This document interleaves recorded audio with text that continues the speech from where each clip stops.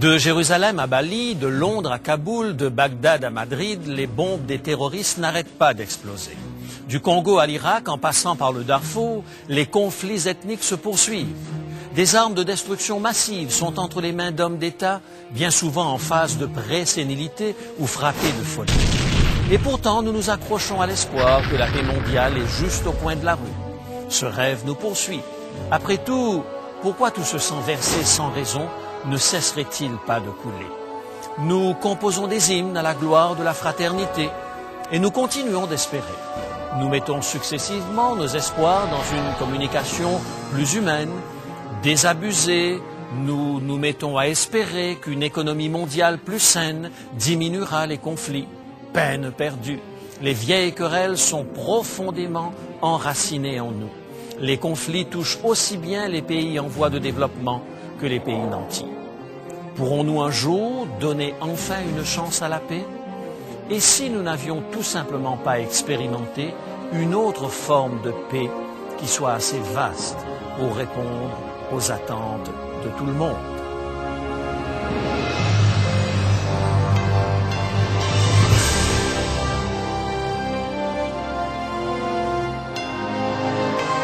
Elle a résisté à l'épreuve du temps.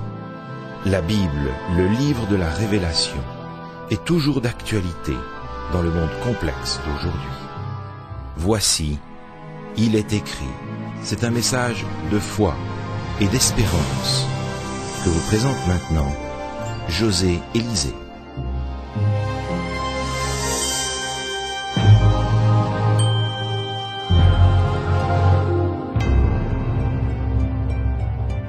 Un ami de longue date de Kofi Annan, secrétaire général des Nations Unies, a dit de lui « Il a un objectif en tête, la paix mondiale. Un objectif auquel nous nous accrochons désespérément en dépit des multiples échecs de nos efforts de paix.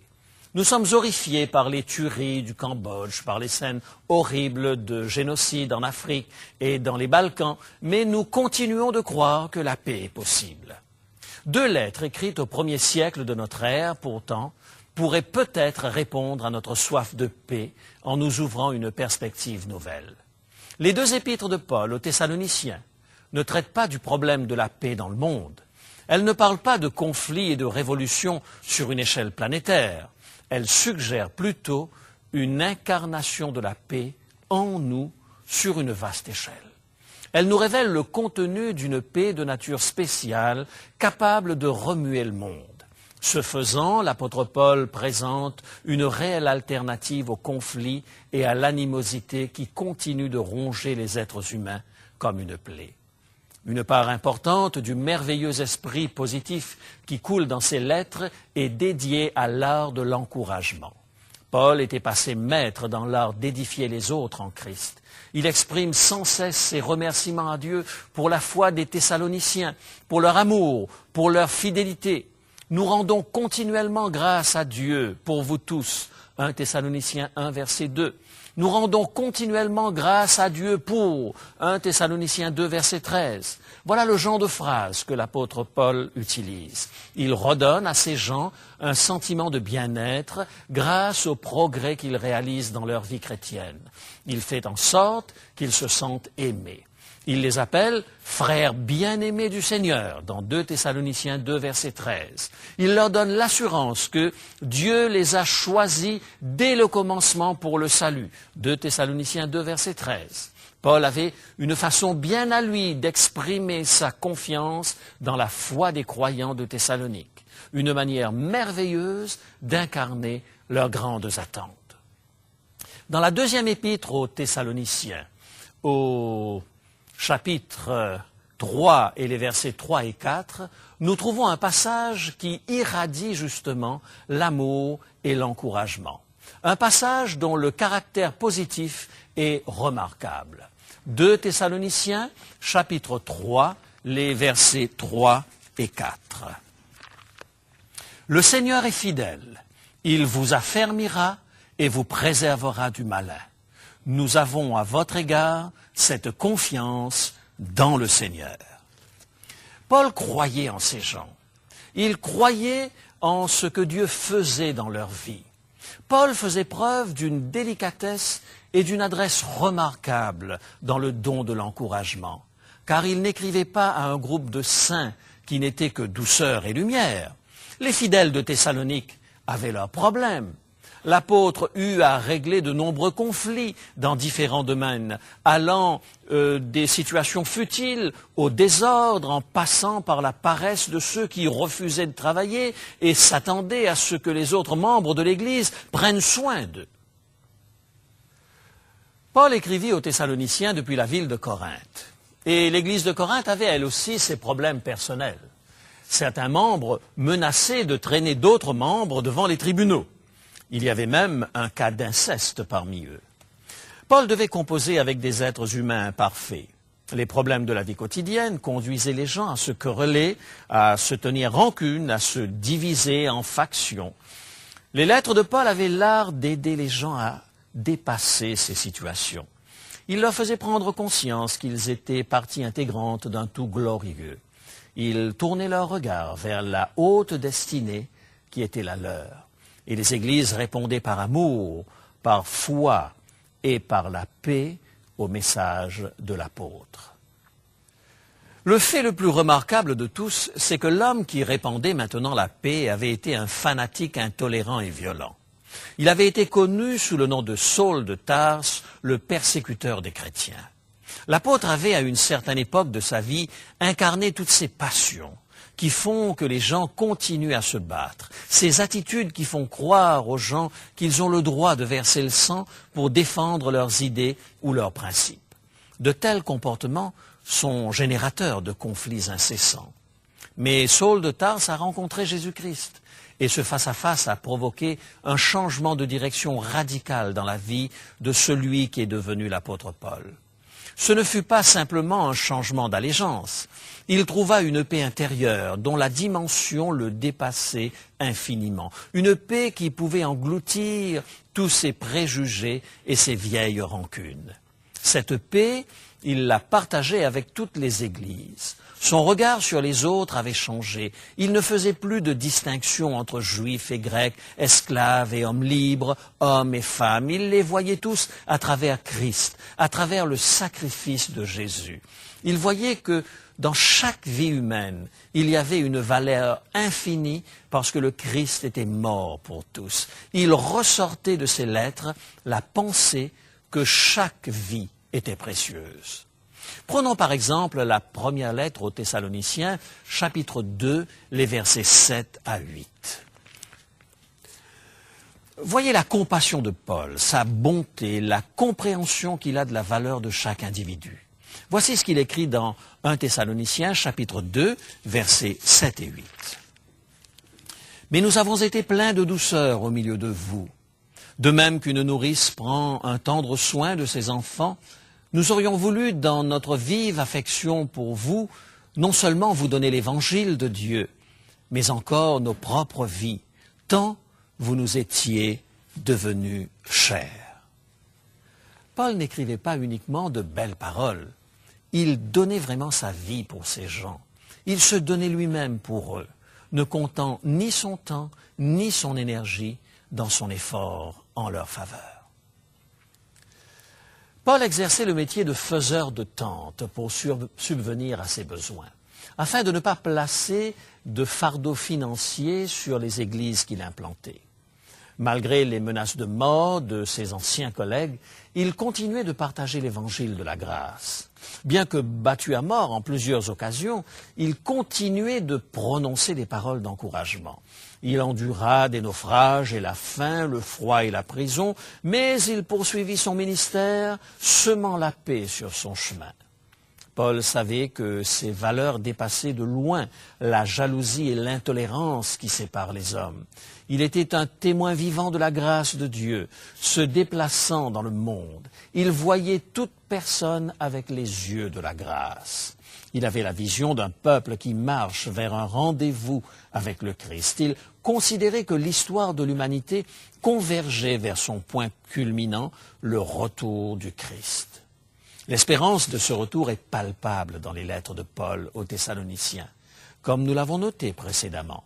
Avec une confiance totale, il écrit dans sa première lettre au chapitre 3 et le verset 13 les mots suivants. 1 Thessaloniciens, chapitre 3 et le verset 13. Afin d'affermir vos cœurs pour qu'ils soient irréprochables dans la sainteté devant Dieu notre Père lors de l'avènement de notre Seigneur Jésus avec tous ses saints. Paul prie pour que tout leur être, l'esprit, l'âme et le corps, soient conservés irrépréhensibles lors de l'avènement de notre Seigneur Jésus-Christ.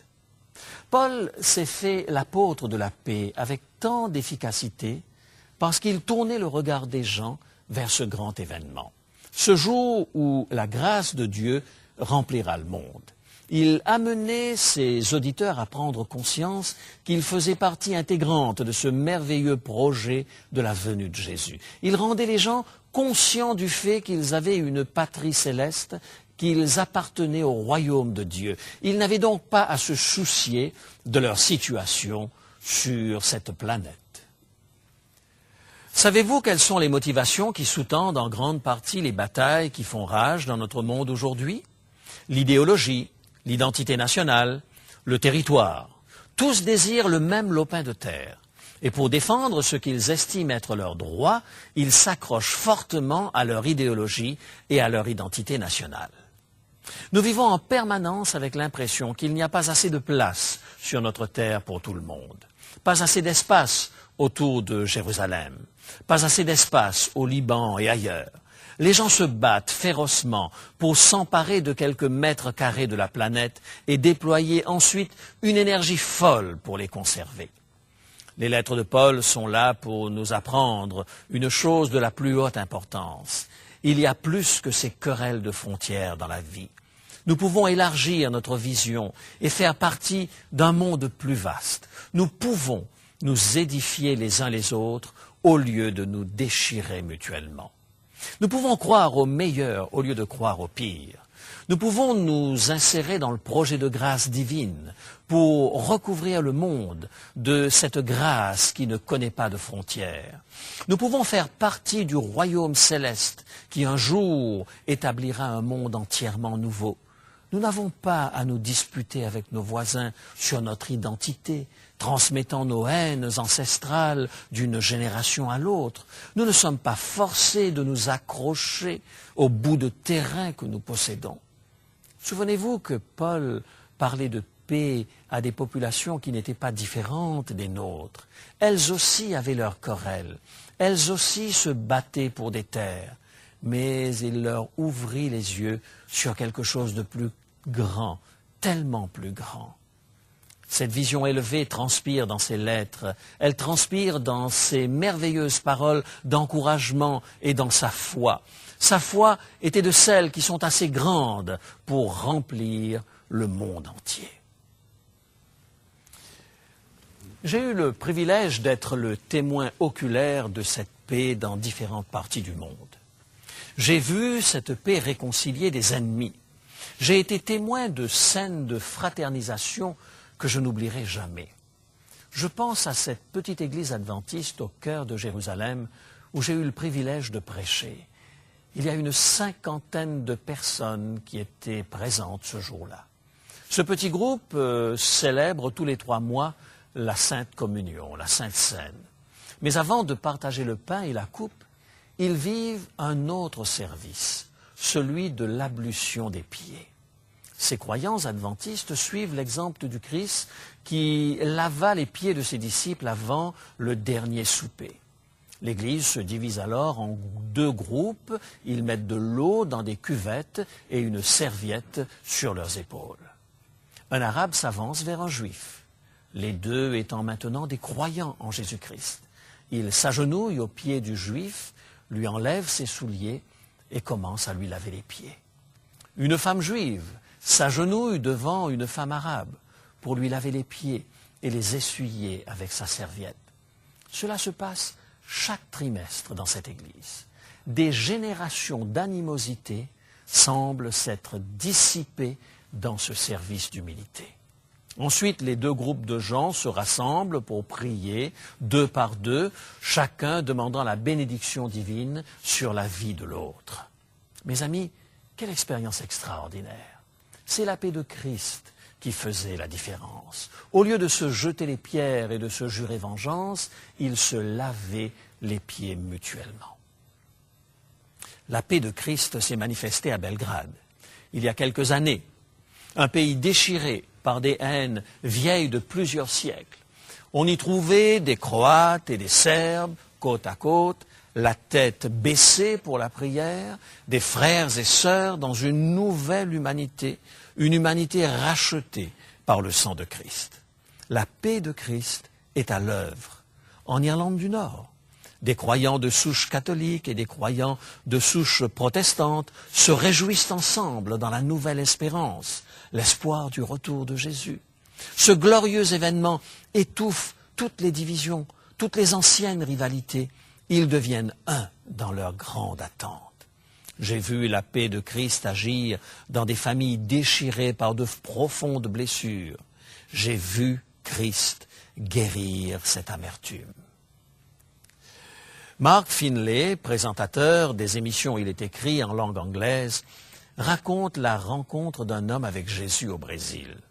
Il était venu à une réunion d'Il est écrit avec un cœur plein d'amertume contre son frère. Ces deux hommes s'étaient séparés 25 ans auparavant. Ils ne s'étaient plus parlé depuis. Mais lors de ces réunions, cet homme vit à sa grande surprise sa colère fondre. Elle fut remplacée par la paix de Christ. Puis, à son grand étonnement, il aperçut son frère, assis à l'autre bout de la même salle, dans la même réunion. Une merveilleuse réconciliation eut lieu ce soir-là. Il y eut des larmes et des embrassades. 25 années d'animosité venaient de disparaître. La paix du Christ, l'amour du Christ brillaient en eux. Oui, mes amis, je crois que la paix du Christ est assez grande pour remplir le monde entier. Nadia était une veuve vivant seule à Moscou. Son mari lui avait laissé une belle fortune. Elle avait des servantes pour veiller sur elle. Mais il semblait qu'il n'existait personne au monde qui puisse vraiment comprendre sa douleur, la peur intérieure et les attentes secrètes qui la hantaient. Personne jusqu'au jour où elle tomba sur la musique écrite par un jeune compositeur du nom de Pierre. Lui aussi était en difficulté. Nadia se mit à jouer la musique de Pierre au piano. Les effets furent miraculeux. Ce fut soudain comme si les notes exprimaient tout ce qui habitait son cœur et son âme. Nadia devint amoureuse de la musique de Pierre et elle écrivit une lettre d'admiration au compositeur. Ainsi débuta une relation des plus intéressantes dans l'histoire de la musique. Pierre et Nadia vécurent une grande complicité par le biais de leurs lettres. Nadia avait finalement trouvé quelqu'un qui comprenait le fond de son âme et Pierre avait enfin trouvé quelqu'un qui admirait sa musique. Tous les deux étaient un peu excentriques. Pierre passait par de sérieuses dépressions. Nadia était une femme plutôt anxieuse, aimant la solitude. Ils ne se rencontrèrent jamais. Mais par leurs lettres, ils se concentrèrent sur quelque chose de plus grand que tous les problèmes. Ils se concentrèrent sur la musique. Et bien qu'ils ne se soient jamais rencontrés, Nadia devint l'égérie de Pierre. Le compositeur, un homme du nom de Pierre Tchaïkovski, composa certaines des plus belles symphonies du monde. Le lien remarquable qui se développa entre Pierre et Nadia me rappelle dans un sens le lien que nous trouvons dans les lettres de Paul entre lui et les Thessaloniciens. L'ex-fanatique avait fait une expérience des plus intenses qui lui conférait une paix profonde. Écoutez la ferveur de ces paroles dans sa première lettre aux Thessaloniciens, chapitre 3, versets 9 et 10. Elles semblent irradier l'amour. Elles sont pleines de sens et de puissance. 1 Thessaloniciens, chapitre 3, versets 9 et 10. Quelles actions de grâce, en effet, nous pouvons rendre à Dieu à votre sujet pour toute la joie que nous éprouvons à cause de vous devant notre Dieu. Nuit et jour, nous le prions avec une extrême ardeur, de nous permettre de vous voir et de compléter ce qui manque à votre foi. L'apôtre aurait voulu demeurer plus longtemps avec les Thessaloniciens et leur en apprendre davantage sur la foi chrétienne. Mais la persécution avait précipité leur séparation. À cause des menaces contre sa vie, Paul avait dû s'échapper en secret de la ville. Maintenant, il priait jour et nuit pour pouvoir revoir leur visage. Un lien solide avait été établi durant le court séjour de l'apôtre dans leur ville. Lisons maintenant le chapitre 2 et le verset 17. 1 Thessaloniciens 2, verset 17. Pour nous, frères, après avoir été quelque temps séparés de vous, de corps mais non d'esprit, nous avons eu d'autant plus ardemment le désir vif de vous revoir. Paul était toujours présent de cœur. Il avait un grand désir de nourrir ses chrétiens. Il avait un grand désir de partager sa propre vie, comme il l'avait si souvent fait avant. Sa vie était intimement liée à la leur. Voyons maintenant le chapitre 3, les versets 7 et 8. 1 Thessaloniciens, chapitre 3, et les versets 7 et 8. Au milieu de toutes ces calamités et de nos tribulations, nous avons été consolés à votre sujet à cause de votre foi. Car maintenant, nous vivons puisque vous demeurez fermes dans le Seigneur. Nous vivons si nous tenons ferme dans le Seigneur. Quelle affirmation de dévotion! Paul faisait corps avec eux dans leurs difficultés. Quand ils étaient dans des problèmes, il l'était aussi. Quand ils étaient dans la joie, il était heureux. Oui, leur fidélité donnait un sens à la vie de Paul. Pourquoi l'apôtre Paul avait-il tant de succès quand il semait la paix parmi les êtres humains imparfaits et querelleurs? Parce qu'il les aimait profondément. Il était lié à eux par l'amour de Dieu lui-même. Voilà ce qui donne toute sa puissance à la paix du Nouveau Testament. La véritable paix n'est pas uniquement l'absence de conflit. Nous ne pouvons simplement pas faire l'économie de la guerre et nous retrouver avec la paix. Seul l'amour produit la vraie paix. Seul l'amour de Dieu est plus grand que toutes les haines et tous les préjugés humains. Nous en faisons l'expérience dans ces merveilleuses lettres de Paul. Les croyants sont transcendés par quelque chose qui les dépasse, semblable à la musique qui lia les âmes de Pierre et de Nadia. La grâce de Dieu et son amour sont assez vastes pour remplir ce monde. Ils sont un lien plus fort que les divisions des hommes, plus fort que les différences entre les Juifs et les Arabes à Jérusalem, plus fort que ce qui sépare les Serbes et les musulmans en Bosnie, plus fort que les préjugés séculaires et les frontières tracées dans le sang. Mes amis, nous sommes trop attachés à notre lopin de terre. Les passions de nos cœurs occupent trop de place dans nos cœurs et empêchent le royaume de Dieu de s'y installer. Mais la grâce de Dieu nous attend. Elle peut remplir nos cœurs. Elle est assez vaste pour remplir le monde entier. Il est temps de commencer à construire et de cesser de détruire. Il est temps de croire au meilleur au lieu du pire. Il est temps de partager l'amour et la grâce par-dessus les frontières. Ouvrez-vous à la paix de Dieu, maintenant même. Ouvrez vos cœurs à ce Christ qui désire entrer en vous pour briser les préjugés, la haine, la colère et le ressentiment. Ouvrez vos cœurs à la paix, la véritable paix, l'authentique paix qui peut vous donner à l'instant même le Seigneur, tandis que nous prions. Notre Dieu, nous sommes lassés de toutes ces batailles, nous sommes lassés de toutes ces guerres dans le monde, nous sommes lassés de toutes les querelles dans notre communauté. Fais de nous des porteurs de paix, donne-nous l'amour et la grâce pour que nous les partagions avec d'autres. Puisse ton royaume grandir dans nos cœurs, puissions-nous avoir la paix dans notre propre vie. Nous te le demandons au nom de Jésus. Amen.